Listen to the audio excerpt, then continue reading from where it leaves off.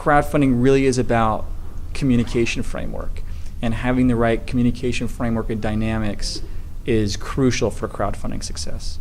The second thing is having networks feeding into these projects, getting social proof around the project creators or innovators that their idea is valid and they have social capital. What is social capital? Trust, leadership, respect, the ability to have folks follow. Crowdfunding in a lot of ways is taking social capital and converting it into real capital through this online process, but you have to have a network, an audience to kind of bring to the platform. And the third thing is to have goods or rewards that your audience wants in exchange for the hard-earned funds.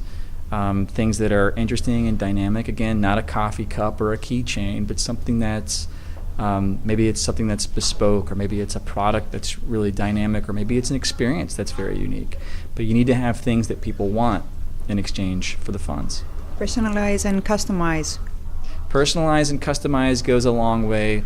Again, this is not the same as buying a product on a big platform like an Amazon. This is buying something in a very or pre-ordering something rather at a grassroots level by somebody that's just doing something cool. So the more personal it is, yeah, exactly. The more personal and interesting it is, the better they often do. You mentioned during your speech that the most valuable part of our body is our wallet, and I found it extremely interesting. What we have to do in order to get their wallet finance our dreams? So I think the quote was hitting them in one of the most sensitive parts of their body, which is their wallet, right? So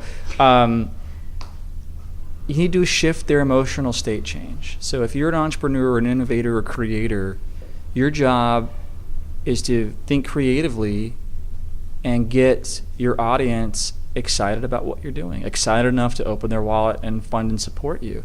And you do that through shifting their emotional state, getting them excited about who you are, what you're doing, and why you're doing it.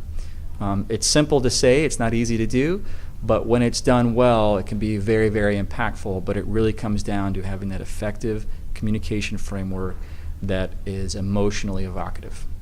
No matter the excitement, sometimes things might not work that good. The crowdfunding won't give us the funds we're really looking forward in order to achieve our goals. Then what? Crowdfunding is not a silver bullet. Actually, it has a very high failure rate. So many of these campaigns will fail, and that's okay. We believe that a failed launch doesn't mean that an endeavor wasn't completely successful. Maybe it's more important to get feedback that the product isn't seeing a market fit earlier on before you sink a lot of time or a lot of money into the venture. So oftentimes it can be a positive thing. You might think that your product is the most amazing thing on the planet, but if you send it out to the internet and nobody's really funding it, then maybe it's time for you to either rethink the communication strategy or rethink the product, or both. So think of it as failing forward. And crowdfunding is very much a skill, much like mastering social media. Understanding the dynamics and understanding what to do, when, and why.